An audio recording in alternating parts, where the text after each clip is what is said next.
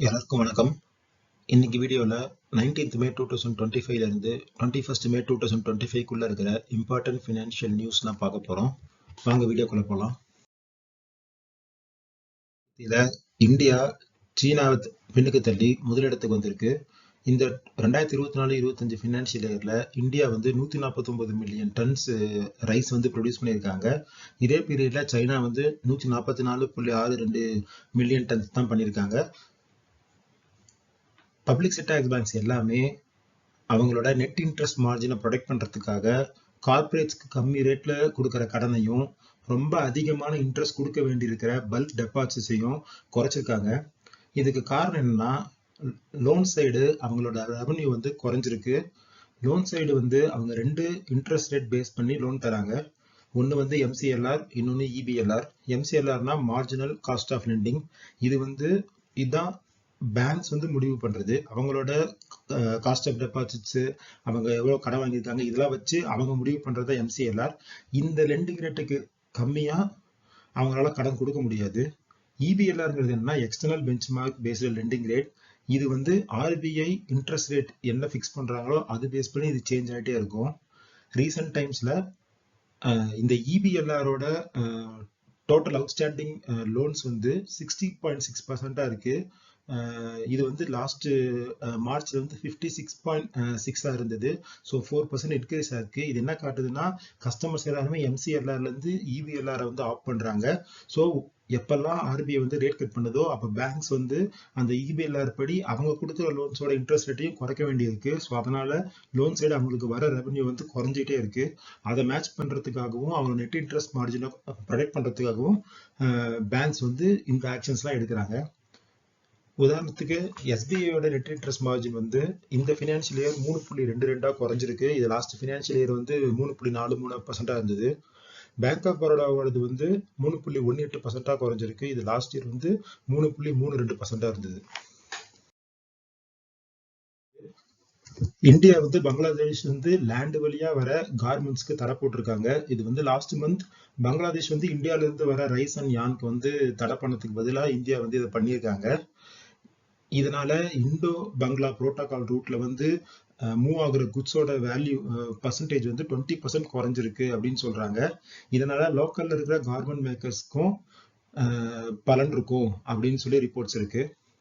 Indian rupee last இயரை compare பண்ணும்போது இந்த வருஷம் வரைக்கும், இப்ப மே வரைக்கும் இருந்திருக்கு, இந்த 5 மாசத்துல டாலருக்கு எகென்ஸ்டா ஸ்டெடியா இருக்கு. பட் யூரோக்கு எகென்ஸ்டாகவும் பிரிட்டிஷ் பவுண்டுக்கு எகென்ஸ்டாகவும் அதோட வேல்யூ டிப்ரிஷியேட் ஆகிட்டே இருக்கு. Mahatma Gandhi national rural employment guarantee scheme, நம்ம 100 நாள் வேலை திட்டம் அப்படின்னு சொல்ற இந்த ஸ்கீம்ல கடந்த ஏப்ரல்லையும் மேலையும் என்ரோல் பண்றவங்களோட எண்ணிக்கை இன்க்ரீஸ் ஆயிருக்கு. இது என்ன காட்டுதுன்னா, rural side job opportunities shrink ஆகிட்டே இருக்கு.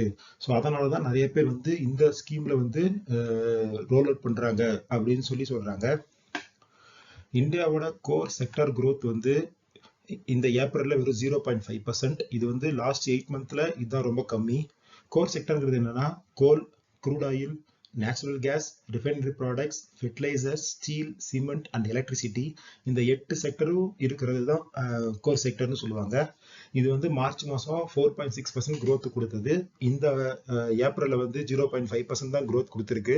இதுக்கு முக்கியமான காரணம் crude oil, refinery products and fertilizers. இந்த செக்டர்ல இருந்த டி growth தான் இந்த 0.5% growth ரிஜிஸ்டர் பண்ணதுக்கு முக்கியமான காரணம். இந்த லாஸ்ட் ஜனவரி டு மார்ச் குவார்டர்ல Max Financial Services, Ashok Leyland, Easy Trip Planners, Kalyan Jewellers India, இந்த 4 கம்பெனியும் அவங்களோட ப்ரமோட்டர் ஷேர்ஸ் பிளட்ஜ் பண்ணதை இன்க்ரீஸ் பண்ணியிருக்காங்க. அதாவது அவங்க ப்ரமோட்டர்ஸ்ல இருக்கிற ஷேரை போய் பேங்க்ல அடகு வச்சு அதன் வச்சு கடன் வாங்குறது இன்க்ரீஸ் ஆயிருக்கு. ஜென்ரலா இது ஒரு நல்ல சிக்னல் கிடையாது ஒரு ஷேருக்கு. ப்ரீவியஸா பார்த்த மாதிரி பப்ளிக் செக்டர் பேங்க்ஸ் எல்லாமே அவங்க என்ஐஎம் கண்ட்ரோல் பண்றதுக்காக நிறைய ஆக்ஷன்ஸ் எடுக்கிறாங்க. ஸோ அதுல SBI interest rates on term deposits 50 basis points வரைக்கும் குறைச்சிருக்காங்க. அப் டு 3 crore இருக்கிறதுல 20 பேசிஸ் பாயிண்ட்ஸும், அபவ் 3 crore இருக்கிறதுல 25 50 பேசிஸ் பாயிண்ட்ஸும் அவங்க குறைக்கிறாங்க. Supreme court telecom operators adjusted revenue, gross revenue டியூஸை வந்து கவர்மெண்ட் வந்து எங்களுக்கு ஃப்ரீ பண்ணி தரணும், வேவ் பண்ணணும் அப்படின்னு ஃபைல் பண்ணதை டிஸ்மிஸ் பண்ணியிருக்காங்க. வோடஃபோன் ஐடியா மட்டும் 1.7 லட்சம் கோடி வந்து கடன் இருக்கு, ஏஜிஆருக்கு பே பண்ண வேண்டியது. ஸோ இது சுப்ரீம் கோர்ட் டிஸ்மிஸ் பண்ணதுனால ஷேர்ஸ் வந்து 10% வந்து டேங்க் ஆயிருக்கு. அதே மாதிரி இவங்க கூட சேர்ந்து ஏர்டெல், டாடா டெலி இவங்களுமே இந்த மாதிரி ஏஜிஆர் ரிலீஃப் வேணும் அப்படின்னு சொல்லி ஃபைல் பண்ணியிருந்தாங்க. சுப்ரீம் கோர்ட் எல்லா அப்ளிகேஷன்ஸுமே டிஸ்மிஸ் பண்ணிடுச்சு.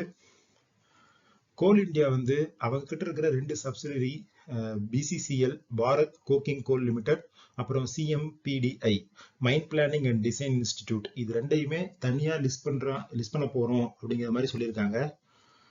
என்எஸ்டிஎல் வந்து அவங்களோட ஐபிஓ ப்ராசஸை ஸ்பீடப் பண்ணியிருக்காங்க. ஆனா ப்ரீவியஸா அவங்க 57.26 மில்லியன் ஷேர்ஸை வந்து ஆஃபர் பண்றதா இருந்தாங்க. இப்ப அது வந்து 50.15 மில்லியன் ஷேர்ஸா குறைஞ்சு அவங்க வந்து ஐபிஓ லிஸ்ட் பண்ண போறாங்க. ஐபிஓ மார்க்கெட் வந்து திரும்ப ரிவைவ் ஆக ஆரம்பிக்குது. லாஸ்ட் ஏப்ரல்லையும் சரி, அதுக்கு முன்னாடி மார்ச்லயும் சரி, மார்க்கெட் வந்து டவுன் ட்ரெண்ட் இருந்ததுனால ஐபிஓஸ் பெருசா வரவே இல்லை. ஐபிஓ மார்க்கெட் ரொம்ப ட்ரையா இருந்தது. பட் இப்ப மார்க்கெட்ல வந்து ரிவைவிங் லாரி நடந்துட்டு இருக்கிறதுனால புதுசா கம்பெனிஸ் வந்து ஐபிஓஸ் ஃபைல் பண்றது இன்க்ரீஸ் ஆயிருக்கு. இந்த மேல மட்டும் 6 கம்பெனிஸ் வந்து அவங்களோட ஐபிஓ வந்து ரைஸ் பண்ண போறாங்க. இதன் மூலமா 11,000 கோடி ரைஸ் பண்றதுக்கு அவங்க பிளான் பண்ணிருக்காங்க. மிந்த்ரா வந்து இந்தியா தாண்டி சிங்கப்பூர்ல அவங்க வந்து பிசினஸ் பண்ண ஸ்டார்ட் பண்ணியிருக்காங்க. இவி மேக்கர்ஸ் வந்து கவர்மெண்டோட இன்டர்வென்ஷனை சீக் பண்ணியிருக்காங்க. எதுலன்னா, அந்த ரேர் எர்த் எலிமெண்ட்ஸ் வந்து அவைலபிலிட்டி வந்து இஷ்யூஸ் இருக்கு, அதனால எங்களோட ப்ரொடக்ஷன்ல இஷ்யூஸ் இருக்கும், அதுக்கு கவர்மெண்ட் வந்து அட்ரஸ் பண்ணும் அப்படின்னு சொல்லியிருக்காங்க. இந்த ரேர் எர்த் எலிமெண்ட்ஸ் வந்து சைனா தான் அதோட குளோபல் சப்ளையர். 70% அந்த எலிமெண்ட்ஸ் வந்து அவங்க தான் எக்ஸ்போர்ட் பண்றாங்க. அவங்க என்ன சொல்றாங்கன்னா, கவர்மெண்ட் வந்து எங்களுக்கு கேரண்டி தரணும், இந்த கிரிட்டிக்கல் மினரல்ஸ் சோர்சஸ் வந்து வெப்பன் மேக்கிங்க்கு யூஸ் பண்ணல, நாங்க வந்து சிவிலியன் யூசேஜ் தான் பண்றோம் அப்படிங்கறத கவர்மெண்ட் அஷூரன்ஸ் கொடுத்தாதான் நாங்க வந்து எக்ஸ்போர்ட் பண்றோம்னு சொல்லி ரீசெண்டா சொல்லியிருக்காங்க. அதனால அந்த அவைலபிலிட்டியில ஷார்டேஜஸ் இருக்கு. ரீசெண்டா வந்த டேட்டா படி லாஸ்ட் 5 இயர்ஸ்ல ஒட்டுமொத்தமா இந்தியாவோட ஹவுஸ் ஹோல்டு கடன் வந்து 4 மடங்கு இன்க்ரீஸ் ஆயிருக்கு. ஸோ மக்கள் அதிகமா கடன் வாங்கியிருக்காங்க. அதே சமயம் ஈக்விட்டிக்குள்ள வர ஃபண்ட் ஃப்ளோ வந்து 3 மடங்கா இன்க்ரீஸ் ஆயிருக்கு. இந்தியாவோட ஆட்டோமொபைல் மார்க்கெட் வந்து ஒரு கியூரியஸான விஷயத்த வந்து விட்னஸ் பண்ணது. அது என்னன்னா, மிடில் கிளாஸ் வந்து 2 வீலர்ல இருந்து என்ட்ரி லெவல் கார்ஸ்க்கு டிரான்சிட் ஆகிறது ரொம்ப கம்மியா இருக்கு. அவங்களால அதை பண்ணவே முடியல. ஆனா எஸ்யூவி செக்மெண்ட், அந்த ஸ்போர்ட் யூட்டிலிட்டி வெஹிக்கிள் அப்படின்னு சொல்ற எஸ்யூவி செக்மெண்ட்ல ஃபர்ஸ்ட் டைம் பையர்ஸ் வந்து ரொம்ப அதிகமா இருக்காங்க. குறிப்பா சொல்ல போனா அந்த எஸ்யூவிஸ்லயும் மல்டி பர்பஸ் வெஹிக்கிள்ஸ்லயும் மட்டுமே 65% ஆஃப் சேல்ஸ் வந்து ஆட்டோமொபைல் மார்க்கெட்ல நடக்குது. இந்த small cars, entry level cars sales வந்து ரொம்ப கம்மியா இருக்கு.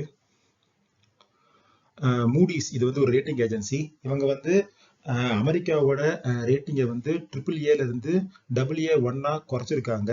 அதுக்கு அவங்க என்ன காரணம் சொல்லியிருக்காங்கன்னா, பிசிக்கல் டெபிசிட் வந்து ரொம்ப அதிகமா இருக்கு, அதனால அவங்க வந்து இன்ட்ரெஸ்ட் காஸ்ட் வந்து அதிகமாயிட்டே இருக்கு அப்படின்னு சொல்லியிருக்காங்க. மொத்தமா உலகத்துல வந்து முக்கியமா 3 ரேட்டிங் ஏஜென்சி தான் இருக்கு, Moody's, Finch and S&P global. இதுல வந்து ஃபின்ச்சும் S&P குளோபலும் போன வருஷமே யூஎஸோட இந்த ரேட்டிங்கை வந்து குறைச்சிருந்தாங்க. இப்ப மூடிஸும் ரீசெண்டா அவங்களோட ரேட்டிங்கை வந்து குறைச்சிருக்காங்க. இந்த யூஎஸ் ரேட்டிங் டவுன் கிரேட் நடந்ததுனால இந்தியால நிப்டி ஐடி வந்து ஸ்லைட்டா ஸ்லிப் ஆயிருக்கு. இது நடந்துட்டு இருக்கு இதே டைம்ல டொனால்ட் ட்ரம்ப் வந்து ஒரு பில் பாஸ் பண்ணியிருக்காரு. அதுல வந்து நிறைய டாக்ஸ் கட் வந்து அனௌன்ஸ் பண்ணியிருக்காது. அது வந்து அப்ரூவலும் ஆயிருக்கு காங்கிரஸ் கமிட்டியில. இது எக்ஸ்பர்ட்ஸ் என்ன சொல்றாங்கன்னா, இந்த பில் பாஸ் ஆனதுனால 3-5 ட்ரில்லியன் டாலர்ஸ் வந்து இன்னமும் கடன் வந்து அதிகமாகும். ஆல்ரெடி 36.2 ட்ரில்லியன் டாலரா இருக்கிற அமெரிக்காவோட கடன் வந்து இன்னும் 3 to 5 ட்ரில்லியன் வந்து இன்க்ரீஸ் ஆகிறதுக்கு சான்ஸ் இருக்கு அப்படின்னு சொல்லியிருக்காங்க. ஸோ இது வந்து இன்னமும் அமெரிக்காவோட கண்டிஷனை வீக்கன் தான் ஆக்கும். ஸ்டாக் ஸ்பெசிபிக் நியூஸ்குள்ள போலாம். எல்ஐசி கவர்மெண்ட் வந்து மினிமம் பப்ளிக் ஷேர் ஹோல்டிங் மேண்டேட்டை மீட் பண்ணணும், அதனால வந்து அவங்களோட 6.5% ஸ்டேக்கை அடுத்த 24 மாசத்துல இன்னும் வந்து மார்க்கெட்டுக்கு கொடுக்க போறாங்க. ஃபர்ஸ்ட் மே 2022ல 3.5 ஸ்டேக் வந்து லிஸ்ட் பண்ணாங்க மார்க்கெட்ல. ஸோ செபி வந்து என்ன சொல்லுச்சுன்னா, மே 27க்குள்ள அந்த 10% ஷேரை வந்து லிஸ்ட் பண்ணணும்னு சொல்லியிருந்தாங்க. ஸோ அதை மீட் பண்றதுக்காக மீதி இருக்கிற 6.5% ஸ்டேக்கையும் கவர்மெண்ட் வந்து டைவர்ஸ் பண்றதுக்கு பிளான் பண்ணிருக்காங்க. லாஸ்ட் 1 இயராவே பெயிண்ட் செக்டர் வந்து ரொம்ப பெயின்ல தான் இருக்கு. எல்லா பெயிண்ட் கம்பெனிஸோட ரிசல்ட்ஸுமே கொஞ்சம் இறக்கத்தில் தான் இருக்கு. பட் ஆனால் பர்கர் பெயிண்ட்ஸ் வந்து கம்பேரிட்டிவ்லி நல்லா பண்ணியிருக்கு அப்படின்னு சொல்றாங்க. இயர் ஆன் இயர் சேஞ்சும் பார்த்தீங்கன்னா 7.3% வந்து சேல்ஸ் இன்க்ரீஸ் ஆயிருக்கு. அப்புறம் ப்ராஃபிட்டும் வந்து 18% இன்க்ரீஸ் ஆயிருக்கு. இதே டைம்ல ஏஷியன் பெயிண்ட்ஸ் வந்து 44% இயர் ஆன் இயர் ப்ராஃபிட் வந்து குறைஞ்சிருக்கு. ஸோ ஏஷியன் பெயிண்ட்ஸோட மார்க்கெட் ஷேரை வந்து இந்த புதுசா வர காம்படிஷன்ல வர கம்பெனிஸ் எல்லாமே வந்து எடுத்துக்கிட்டே வராங்க. பிகாஜி ஃபுட்ஸ் அவங்களோட ரெவன்யூ வந்து 15% இயர் ஆன் இயர் இன்க்ரீஸ் ஆயிருக்கு. 596.9 கோடியா இருக்கு. ஆனா நெட் ப்ராஃபிட் வந்து 64% லாஸ்ட் இயரோட கம்பேர் பண்ணும்போது குறைஞ்சிருக்கு. ஜைடஸ் வெல்னஸ் அவங்களோட நெட் ப்ராஃபிட்ஸ் வந்து 30% இன்க்ரீஸ் ஆயிருக்கு. அதுக்கு முக்கியமான காரணம் வந்து பர்சனல் கேர் செக்மெண்ட்ல அவங்க நல்லா ப்ராஃபிட் பண்ணியிருக்காங்க. ஸோ ப்ராஃபிட் வந்து 341 கோடியா இருக்கு. சேல்ஸும் வந்து 14.2% இன்க்ரீஸ் ஆயிருக்கு. இந்த கம்பெனி குளுக்கோன்-டி, காம்ப்ளைன் இந்த மாதிரி நல்ல நோன் பிராண்ட்ஸ் பண்ற ஒரு கம்பெனி ஜைடஸ் வெல்னஸ். இவங்க தான் வந்து ஆர்டிஃபிஷியல் ஸ்வீட்னஸ்ல வந்து மார்க்கெட் லீடரா இருக்காங்க. இவங்க வந்து ரிசல்ட்ஸோட சேர்த்து 1:5 விகிதத்துல ஸ்டாக் வந்து ஸ்பிளிட் பண்ண போறோம் அப்படின்னு சொல்றாங்க. இது வந்து மார்க்கெட்ல அவங்களோட நம்பர் ஆஃப் ஷேர்ஸ் இன்னும் இன்க்ரீஸ் பண்ணும். எல்என்ஜியோட ரிசல்ட்ஸ் வந்திருக்கு. அதுல வந்து அவங்களோட டோட்டல் இன்கம் லாஸ்ட் இயரை கம்பேர் பண்ணும்போது குறைஞ்சிருக்கு. பட் ஆனால் அவங்களோட ப்ராஃபிட் வந்து 43% இன்க்ரீஸ் ஆயிருக்கு. இந்த குவார்டர்ல வந்து 1095 கோடி அவங்க ப்ராஃபிட் பண்ணியிருக்காங்க. புரோட்டீன் ஸ்டாக் வந்து 20% லோயர் சர்க்யூட்டை ஹிட் பண்ணியிருக்கு. அதுக்கு முக்கியமான காரணம் என்னன்னா அவங்க இன்கம் டேக்ஸ் டிபார்ட்மெண்ட்ல அந்த PAN 2.0 ப்ராஜெக்ட்டுக்கு பிட் போட்டிருந்தாங்க. அந்த பிட்ல இருந்து அவங்கள கவர்மெண்ட் வந்து எலிமினேட் பண்ணிட்டாங்க. இன்கம் டேக்ஸ் டிபார்ட்மெண்ட் வந்து எலிமினேட் பண்ணிடுச்சு. ஸோ இந்த நியூஸ் வந்ததுனால அந்த ஷேர்ஸ் வந்து 20% லோயர் சர்க்யூட் ஹிட் ஆயிருக்கு. இண்டஸ்இண்ட் பேங்க் ரீசெண்டா இந்த பேங்க்ல நிறைய இஷ்யூஸ் இருக்கு. இதுல 6 முக்கியமான அபிஷியல்ஸ் வந்து செபி ஸ்கேலருக்குள்ள வந்திருக்காங்க. ஏன்னா இன்சைடர் ட்ரேடிங் பண்ணியிருக்காங்க. இந்த அக்கௌண்ட் லேப்சஸ் நியூஸ் வந்து வரதுக்கு முன்னாடியே பப்ளிக்கா டிஸ்கவுஸ் ஆகிறதுக்கு முன்னாடியே அவங்க வந்து ஸ்டாக்ஸ் ஆப்ஷன்ஸ் வந்து சோல்வ் பண்ணியிருக்காங்க அப்படின்னு சொல்லி ஒரு ரிப்போர்ட் இருக்கு. ஸோ அதனால அவங்கள வந்து செபி வந்து செக் பண்ணிட்டு இருக்கு. கரூர் வைஸ்யா பேங்கோட ஃபினான்சியல் 20 இயர் ஓவரால் ப்ராஃபிட் வந்து 21% இன்க்ரீஸ் ஆயிருக்கு இயர் ஆன் இயர். 1942 கோடியா இருக்கு. குவார்டர் 4ல மட்டும் அவங்க எடுத்துட்டா அவங்களோட ப்ராஃபிட் வந்து 13% இன்க்ரீஸ் ஆயிருக்கு. போர்டு வந்து 2.6 ரூபாய் டிவிடெண்ட் வந்து அனௌன்ஸ் பண்ணியிருக்காங்க. IDFC first bank share holders வந்து அந்த வாக்பான் திங்கர்ஸ் வந்து போர்டில் வந்து ஒரு நான் ரிட்டையரிங் நான் எக்ஸிக்யூட்டிவ் டைரக்டர் வந்து அவங்க சார்பாக போடணும் அப்படின்னு கேட்டதை வந்து ரிஜெக்ட் பண்ணியிருக்காங்க. ரீசெண்டாக வந்து அந்த வான்பேக் திங்கர்ஸும் அபுதாபி இன்வெஸ்ட்மெண்ட் அத்தாரிட்டி இந்த பேங்க்ல வந்து 7500 கோடி இன்வெஸ்ட் பண்ணியிருந்தாங்க. அதை வந்து அப்ரூவ் பண்ண ஷேர் ஹோல்டர்ஸ் வந்து அவங்க வந்து அவங்களோட டைரக்டர் ஒருத்தர் வந்து இந்த போர்டில் இருக்கணும் அப்படின்னு சொன்ன கண்டிஷனை வந்து ரிஜெக்ட் பண்ணியிருக்காங்க. டிஎல்எஃபோட Q4 ப்ராஃபிட் வந்து 39% இன்க்ரீஸ் ஆயிருக்கு. அவங்க வந்து 1282 கோடி ப்ராஃபிட் பண்ணியிருக்காங்க. பேப்பரோட Q4 ப்ராஃபிட் வந்து 72.3% குறைஞ்சிருக்கு. வெறும் 77 கோடி தான் இந்த குவார்டர்ல அவங்க ப்ராஃபிட் பண்ணியிருக்காங்க. இதுக்கு காரணமா அவங்களோட சேல்ஸ் வந்து ரொம்ப குறைஞ்சிருக்கு. இம்போர்ட்ஸும் வந்து அதிகமா இருக்கு. உடன் காஸ்ட் வந்து ரொம்ப அதிகமா இருக்கு. ஸோ இது ரெண்டு சைட்ல அவங்களுக்கு பிரச்சனை இருக்கிறதுனால அவங்களோட ப்ராஃபிட் வந்து 72.3% குறைஞ்சிருக்கு. லூபின் இது ஒரு ட்ரக் மேக்கர் கம்பெனி. இவங்க என்ன சொல்றாங்கன்னா காம்ப்ளெக்ஸ் ஜெனரிக்ஸ் பண்ற அந்த செக்மெண்ட்ல வந்து ஒரு 200 ப்ராடக்ட்ஸ் நாங்கள் பைப்லைன் வச்சிருக்கோம் நெக்ஸ்ட் 5 இயர்ஸ். அதை வந்து நாங்கள் யூஎஸ்லயும் யூரோப்பியன் யூனியன்லயும் இந்த சேல்ஸ் வந்து நாங்கள் பண்ண போறோம்.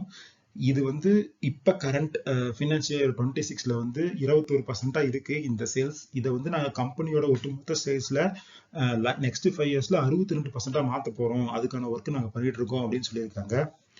ஐடிசி ஹோட்டல்ஸ் வந்து ஹைதராபாத்ல அவங்களோட வெல்கம் ஹோட்டல் ஒன்று வந்து செட்டப் பண்றாங்க. டொரண்ட் ஃபார்மா அவங்களோட ரிசல்ட்ஸ் கொடுத்துருக்காங்க. அவங்க வந்து ஃபினான்சியல் 25ல ப்ராஃபிட் வந்து 15.4% growth அட்டைன் பண்ணியிருக்கு. கம்பெனி போர்டு வந்து ஃபைனல் டிவிடெண்டா 6 ரூபாய் ரெக்கமெண்ட் பண்ணியிருக்காங்க. யுனைடெட் ஸ்பிரிட்ஸ் அவங்களோட Q4 பேட் வந்து 17% ஜம்ப் ஆயிருக்கு. 451 கோடி பண்ணியிருக்காங்க. ரெப்கோ ஹோம் வந்து 11% பேட் இன்க்ரீஸ் ஆயிருக்கு. நெட் ப்ராஃபிட் வந்து 439 கோடி பண்ணியிருக்காங்க. டிவிஎஸ் வந்து அவங்களோட எலக்ட்ரிக் பேசஞ்சர் 3 வீலர் வந்து இன்ட்ரோடியூஸ் பண்ணியிருக்காங்க. அதுக்கு பேர் வந்து டிவிஎஸ் கிங் இவி மேக்ஸ். அதோட விலையா 2.95 lakhs வந்து அவங்க ஃபிக்ஸ் பண்ணியிருக்காங்க. ஹூண்டாய் வந்து நேற்று ரிசல்ட்ஸ்லேயே பார்த்தோம்.